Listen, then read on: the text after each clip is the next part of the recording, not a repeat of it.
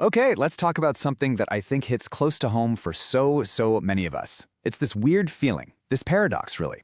We're calling it the middle class trap. You know what I'm talking about, right? You're earning a good salary, maybe even what you'd call a great salary. But somehow, you're still living paycheck to paycheck, and there's this constant low-level stress about money. So what is going on? Let's break it down. I mean, does this sound familiar to you? You look at your salary slip, and on paper, it looks solid, but then real life happens. The cash just seems to evaporate. There's always some unexpected bill, some surprise expense, and by the end of the month, you're stretched thin again. You start thinking, am I bad with money? Well, I'm here to tell you, it's probably not a personal failing. It's a trap, and a whole lot of people are caught in it. And yeah, this feeling, it actually has a name. It's called the middle class squeeze. It's that massive, frustrating gap between the life you think your income should buy you and the actual reality of your bank account. And today, we're going to get into exactly why this happens and what's really going on behind the numbers. You know, a huge part of the problem is the idea of the middle class itself. Think about it. Over the last couple of decades, the cost of literally everything, education, healthcare, even groceries, has just exploded. It's gone through the roof.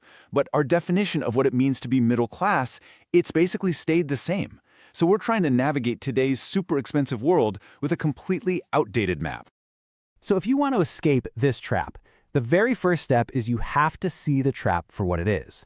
And that starts with redefining your income. We're about to do some really simple but honestly kind of brutal math. But I promise you, it's going to give you a crystal clear picture of where you actually stand financially. So, for a second, I want you to completely forget about your big annual salary number. The only number that truly matters is your per capita household income. It sounds complicated, but it's not. It's just your total take-home pay for the household divided by every single person who depends on that money. That's it. This is your financial truth in a single number. All right, let's do this reality check right now. Step 1. Figure out your total monthly household income after all the taxes are taken out. If you have a partner who works, add their income in too. Step 2. Count everyone who depends on that money. And I mean everyone. You, your spouse, your kids, even your parents if you're supporting them. Now for step 3. Take that total income and divide it by that number of people. And here comes the gut punch. Let's say you have a family of 4, and your household brings in what feels like a really healthy 1 lakh rupees a month. Well, when you do the math, that family is actually running on a per-person budget of just 25,000 rupees. Suddenly, that doesn't feel so middle class, does it? In fact, by a lot of economic standards, that's actually a low-income reality. And there it is, that number. That huge gap between the 1 lakh you think you have and the 25,000 per person you actually have to work with, that is the source of the squeeze.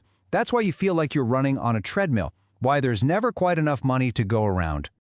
But, this isn't just about math. It's also a psychological game. The idea that we're middle class creates this powerful illusion, and that illusion pushes us into making some really bad financial choices, all because we're trying to live up to an image. Just look at this comparison. It's like two different worlds. The person stuck in the middle-class illusion feels they have to send their kids to the best private school. They must live in a fancy neighborhood, and wearing brands is important. But someone who understands their real, lower per capita income, they make practical choices. They're okay with government schools, they live where it's affordable, and they care more about function than a logo. And this is such a key point. We love to blame inflation and say, oh, my expenses are just rising. But that's not the whole picture, is it? The truth is, when we get a raise, we don't just let our expenses creep up a little. We actively raise them. We upgrade our life to match this new perceived status. So why do we do this to ourselves? It's simple. Social comparison. It's the classic keeping up with the Joneses. Your coworker gets a bigger car, and suddenly your perfectly good car doesn't feel so good anymore. You feel this pressure, this artificial need to upgrade. And we're all just comparing ourselves to other people who are probably stuck in the exact same trap. So how does this whole illusion turn into a real-life financial cage?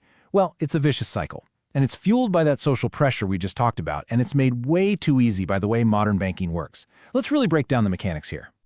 It all starts with that pressure to live a certain lifestyle. Then what happens? Your bank is more than happy to help. You get those texts, right? You've been pre-approved for a personal loan. Your credit card limit has been increased. So you take the bait. And before you know it, you're in a debt trap. And the most powerful force in all of finance, compounding interest, starts working against you. This chart says it all. Compounding is like magic, but it has two faces. When you save and invest, it's your best friend. Your money grows, slowly at first, then it just takes off. But when you're in debt, that same magical force becomes an absolute monster, working against you, making your debt grow at a terrifying exponential rate. I mean, really think about this for a second. That 5 lakh rupee loan you took out for renovation or a car, it doesn't just stay at 5 lakh. With compounding interest piling on, it can quickly balloon into a 15 or even 20 lakh rupee burden. That's not just a loan anymore, that's a weight that can hold you down for the rest of your life. Okay, that was the heavy stuff. That was the bad news. But here's the good news. You can escape. It's not going to be easy. It's going to require a radical shift in how you think and some pretty decisive action. But there is a clear path forward. There is a path to freedom. And that path is built on these 3 pillars. And you can't just pick one. You have to attack all 3 at the same time. First, you have to radically, and I mean radically, cut your expenses. No more trimming around the edges. Second, you've got to aggressively find ways to earn more money. And third, you have to systematically save and invest every spare rupee you can, so compounding finally starts working for you.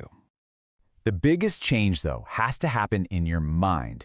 Real financial planning isn't about making it to the end of the month. It's about looking ahead, 10, 20, even 30 years into the future. You have to start thinking about your future self, your future needs, and you have to start planning for that future today. And you know what? People are actually doing this. After learning about this concept, one person immediately said, "That's it, I'm selling my second car." That's not just a small cut, that is a huge, decisive step toward breaking free. Here's another one. Someone else was all set to buy the brand new iPhone, but then they did the math. They realized their real per capita income just couldn't justify it. So they canceled the order. It's about making your spending match your real financial world, not the one you wish you lived in. And this one is perfect. This is how you break the cycle. Instead of taking on more debt for a home renovation, this person decided to wait, to save up until they had the cash. They chose patience over the trap of debt. That's a game changer. You know, when you really get down to it, it all comes down to this. Your friends, your relatives, they might think you're a miser because you're driving an older car or you don't have the latest gadget. But honestly, isn't that so much better than being a fool 5 years from now when you're completely broke? It's about choosing long-term wisdom over short-term appearances. So that's the real question, isn't it?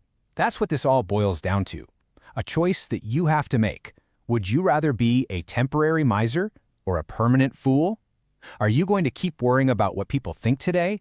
Or are you going to start building a future where you are truly, genuinely free? The choice is all yours.